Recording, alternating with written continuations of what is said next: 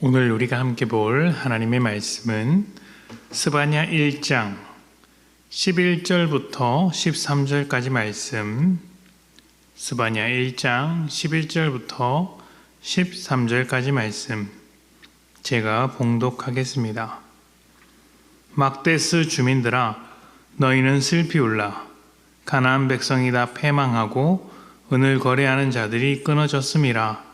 그때에 내가 예루살렘에서 찌꺼기같이 가라앉아서 마음속에 스스로 이르기를 여호와께서는 복도 내리지 아니하시며 화도 내리지 아니하시리라 하는 자를 등불로 두루 찾아 벌하리니 그들의 재물이 노략되며 그들의 집이 황폐할 것이라. 그들의 집을 건축하나 거기에 살지 못하며 포도원을 갖거나 그 포도주를 마시지 못하리라. 아멘.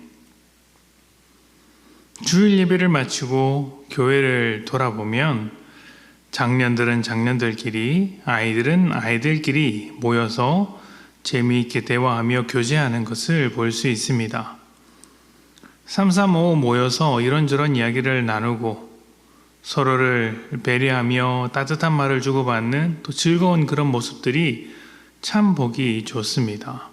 특히 아이들은 자기들끼리 모여서 보드게임이나 이런저런 놀이를 하면서 시간을 보내는데 그런 순간 하나하나가 믿음의 추억을 쌓는 일이라고 생각합니다. 적어도 아이들에게 교회는 예수님을 만나는 공간이면서 동시에 재미있게 놀 수 있는 공간이기도 해야 할 것입니다. 그런데 아이들끼리 노는 모습을 보고 있으면 매주 반복되는 아주 자연스러운 현상 하나가 있습니다. 잘 놀다가도 한 번씩 다툰다는 것입니다.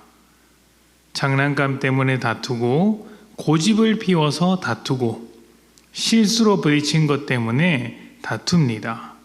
그러다가 한 번씩 크게 싸우고는 두 번 다시 안 볼 것처럼 쌩 하고 돌아서는데 다음 주가 되면 또 잘 놉니다.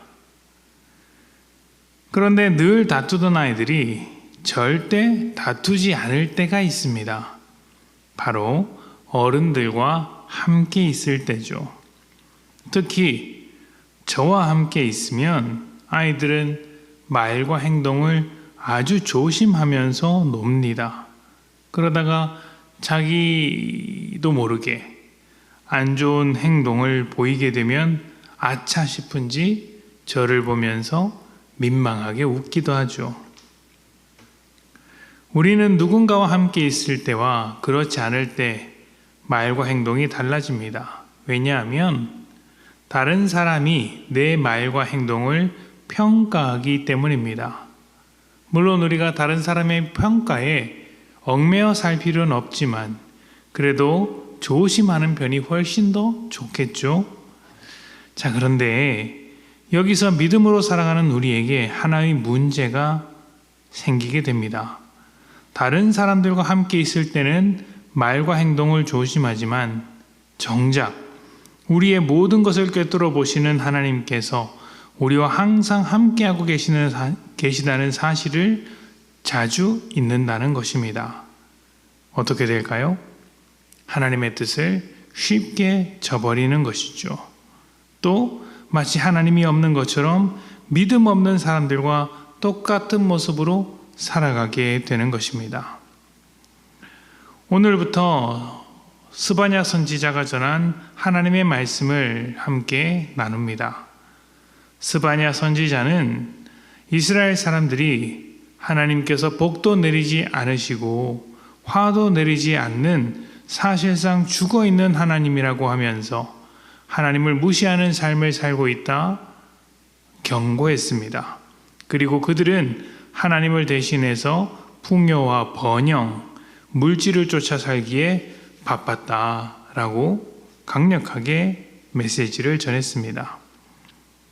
믿음은 바로 이 부분에서 갈라지게 되죠.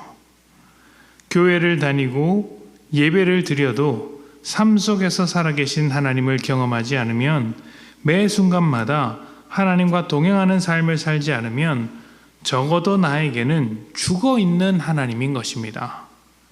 어떻게 되겠습니까?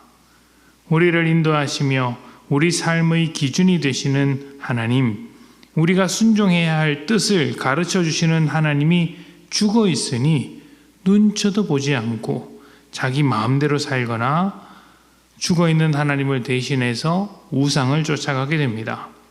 그래서 이스라엘은 풍요와 번영을 쫓아갔으며 부유함의 상징인 바알을 섬겼던 것이죠.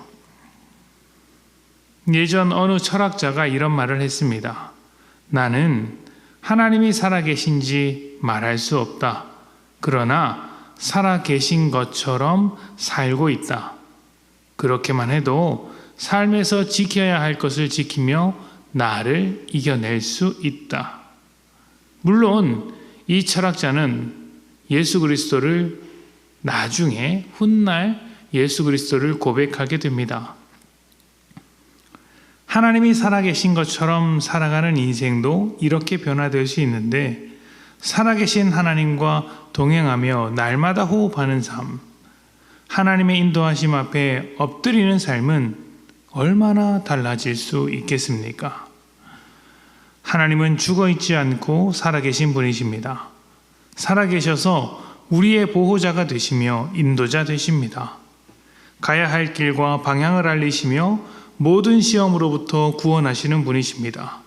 고난 중에도 이길 힘을 주시고 유혹 속에서 지켜내십니다. 모든 장소에 계시며 모든 상황을 바라보시고 항상 함께 하시는 분이시죠. 여러분은 이런 하나님을 살아계신 하나님으로 믿으면서 살고 있습니까? 아니면 죽은 것처럼 아무런 신경 쓰지 않고 눈치도 보지 않고 마치 하나님이 죽은 것처럼 살고 있습니까? 오늘 하루 살아계신 하나님과 동행하는 삶을 살아가십시오. 매 순간 묻고 기대며 의지하십시오. 그렇게 될 때 우리의 삶이 인도하시는 하나님의 역사로 말미암아 날마다 새롭게 될 것입니다. 함께 기도합시다.